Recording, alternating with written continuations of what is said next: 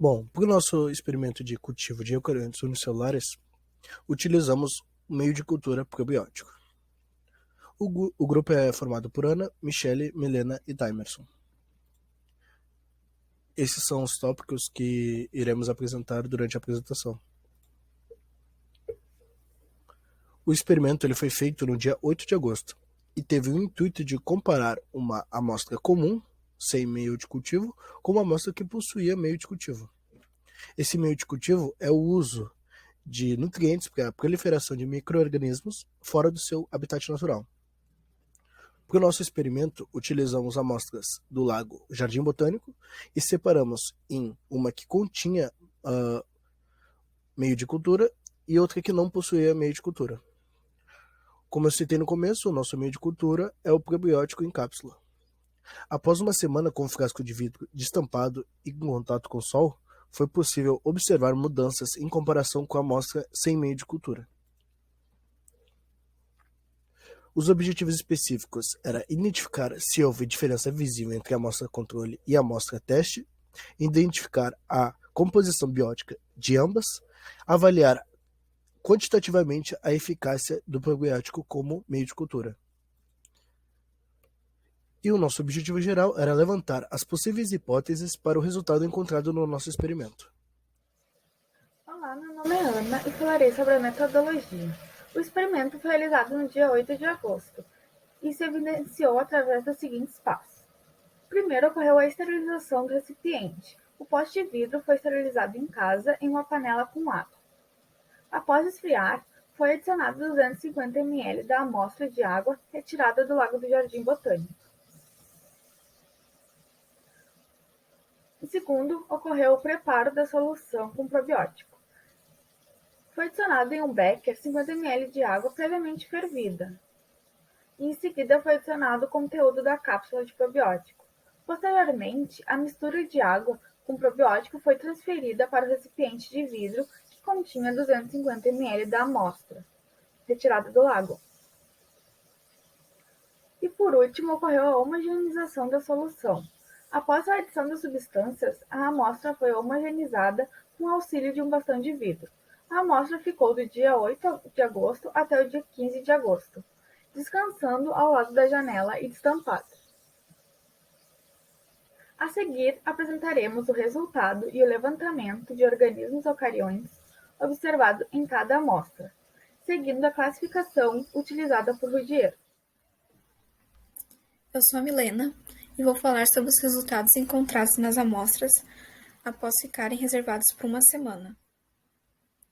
Sobre o aspecto visual das amostras, na amostra controle foi observada uma água translúcida, sendo possível visualizar o fundo. Houve também a sedimentação de partículas sólidas no fundo, mas não houve a formação de uma nata superficial evidente.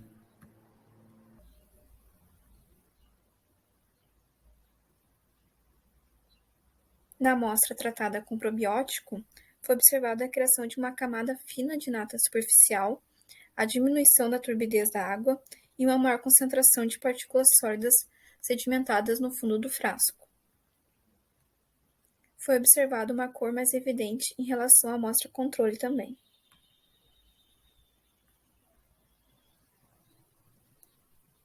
Nesse slide, podemos observar uma comparação da amostra tratada inicialmente no dia 8 e depois no dia 15. Na amostra do lado esquerdo, podemos observar que houve uma cor mais evidente, possivelmente por amostra homogeneizada ainda. Já no lado direito, a amostra apresenta uma cor mais clara, possivelmente por ter ficado em repouso. E com isso o material sedimentou. Agora eu vou falar sobre os organismos encontrados nas amostras. Na amostra controle foi encontrado Anisonema, Quilomonas, Vorticella, Astrameba, Acanthocistes e Traquilomonas. Já na região superficial da amostra tratada com probiótico foi encontrado Spumella, Quilomonas e Traquilomonas. No fundo da amostra com o probiótico foi encontrado Euglena, Vorticella, Trachilomonas e Paramecium e Leonotus. Oi, meu nome é Michele e eu vou falar rapidamente da nossa conclusão sobre esse experimento. O nosso objetivo geral era determinar a eficácia da amostra tratada com probiótico e, em relação a isso, a gente concluiu que sim, nosso meio de cultura favoreceu a proliferação de eucariontes unicelulares.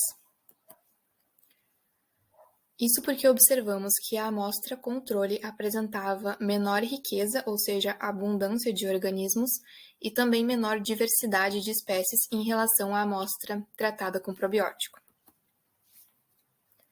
Além disso, uma característica interessante que a gente observou foi que alguns euglenoides, que podem ser tanto heterótrofos quanto autótrofos, pareciam estar perdendo as suas clorofilas. Nossas hipóteses, então.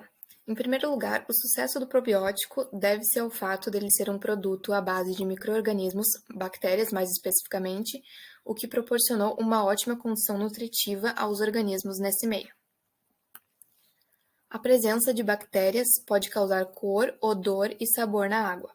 Isso explica porque o controle era mais límpido e transparente, enquanto que a amostra tratada apresentava uma leve turbidez na água.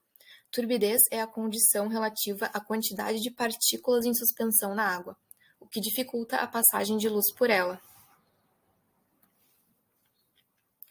Essa turbidez, somada ao aparecimento de uma nata na superfície, pode ter feito com que a incidência solar ficasse completamente comprometida, o que levou os euglenoides a perderem as suas clorofilas, já que elas não eram mais proveitosas. Por fim, a gente percebeu que muitas são as variáveis que afetam a presença ou não desses organismos.